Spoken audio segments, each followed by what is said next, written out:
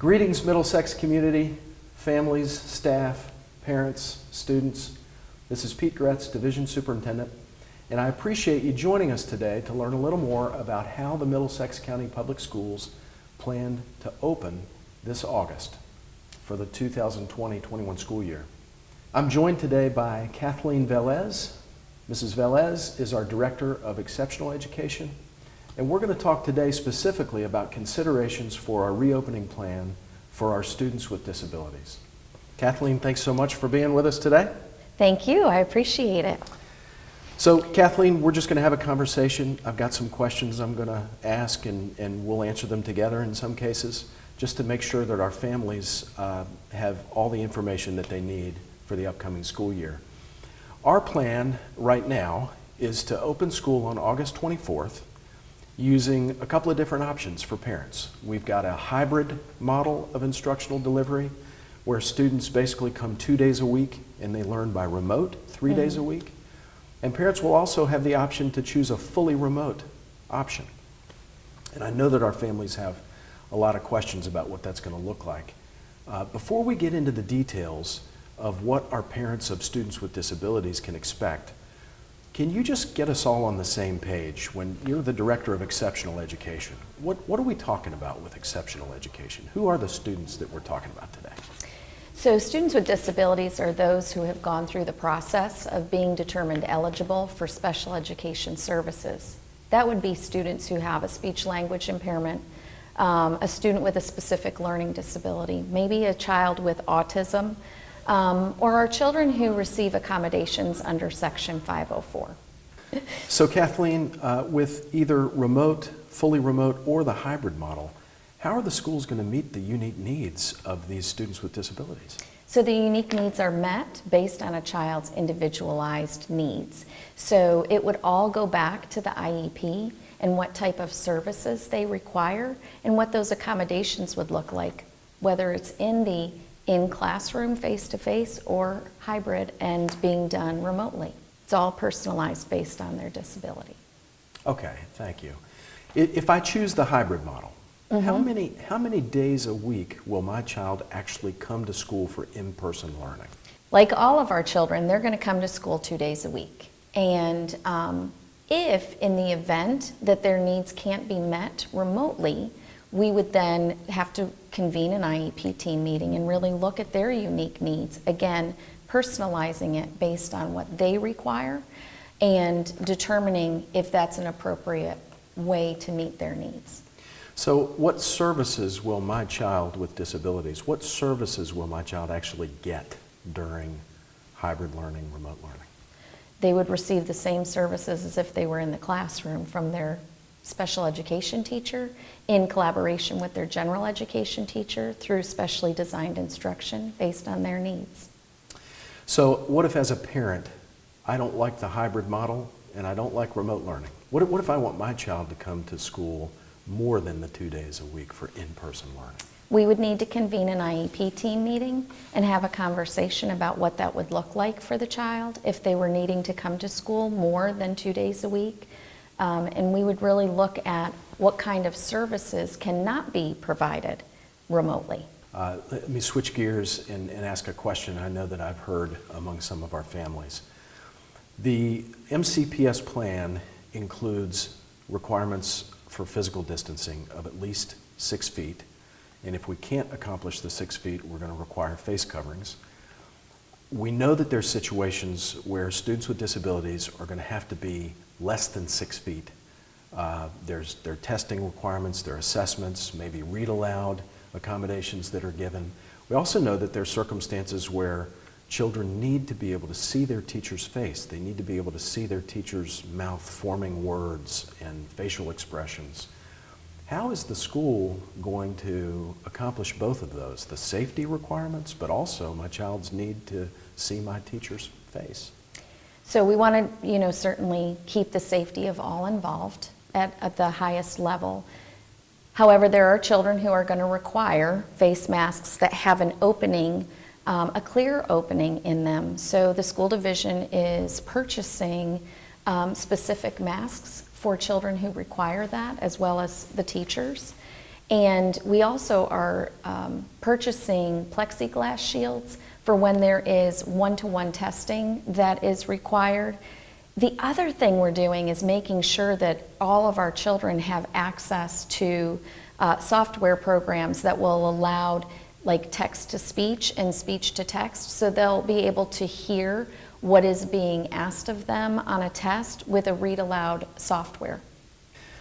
So most of the IEPs, if not all of the IEPs that are currently in place, were developed and written and agreed upon before schools shut down in March. So when we reopen schools in August, we're going to have a new normal. We're hopeful that the new normal will be temporary, but in August, on the 24th, there's going to be a new normal. Is it okay for the IEPs that were written before there was a new normal to just remain as they are, or do they need to be rewritten now that there's a new normal?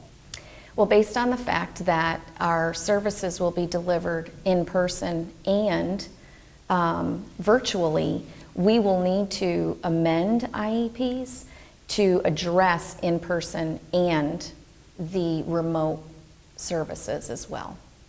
So that sounds like we're going to have a ton of IEPs to amend. We are going to have a ton of IEPs. Those meetings, I know those meetings can be long, they can be very involved. How are we going to do that by August? So if we can, with the parents' permission, agree that we can do an amendment virtually with consideration of all of the parents' input, we will do amendments without full in-person meetings. If they want to have a meeting and don't want an amendment without a full meeting, then we will, offer virtual meetings as well. So back when schools first shut down in March, there was a lot of consideration and discussion across the state about equity. Specifically, that if all students, including students with disabilities, if all students didn't have the ability to access learning to the same degree as everybody else, we really weren't able to provide it. And that's why back in the spring, we didn't do new instruction. We didn't include new instruction. We didn't grade student work because all students weren't able to access it. One of the huge differences between that and what we're doing in August is we're now required to introduce new learning. So there will be new instruction, new learning. There'll be assessment of that learning. The grades will count. The equity issue still exists, but there's going to be new instruction. Can you talk a little bit about what, as a parent of a student with a disability, what should I expect regarding equity when we open up in August? So I think Middlesex County has really taken that into consideration from the get-go. I believe that we have really thought through the fact that our students with disabilities are going to demonstrate regression like all children demonstrate regression. We are ensuring that they are receiving the same high-quality instruction from, teachers who are highly qualified in the content, and also having additional supports from our teachers who are endorsed in special education to make sure that we are evening the playing field for our children with disabilities. So I'm going to wrap this up with a hypothetical situation. If I'm the parent of a student with an IEP, during this past spring, when schools were shut down, for a variety of reasons, my child had academic gaps before the shutdown, they got worse. Let's say that I didn't have great access to the internet. There were accommodations that my child had in his or her IEP that weren't able to be met this past spring. There was no new instruction. My child just wasn't able to continue learning during the spring, and now there's going to be some academic gaps. I'm not a certified teacher. My child's only going to be able to come to school 2 days a week. How in the world are we going to get my child back on track academically? So that's a great question. All children are going to demonstrate gaps. All children are going to need the instruction delivered, and all children, it's going to take longer to catch them up.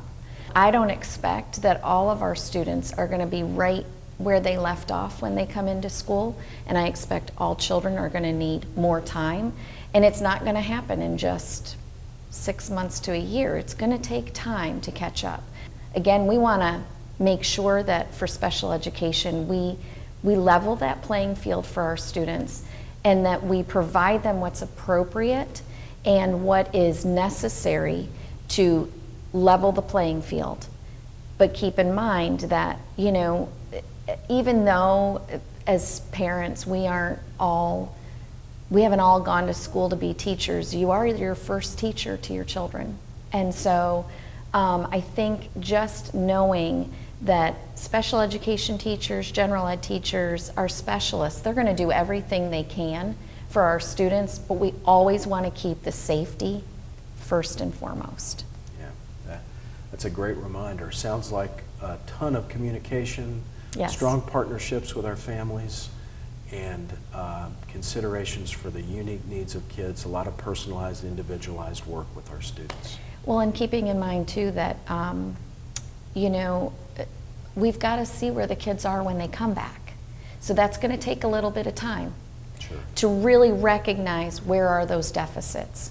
So in the beginning of the year, we'll be doing a lot of, during that in-person 2 days a week, I expect that teachers will be progress monitoring, really looking at where are the children at right now when they enter, and where do we expect them to be in 6 months.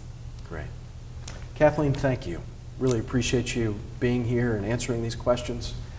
Folks, we know you have a lot more questions than just these. We're going to continue to push out a lot of information to our families, and we're going to continue to have opportunities for you to engage with your child's school, to engage with us. If I can be of service to you, please don't hesitate to call us. And thanks again for tuning in today.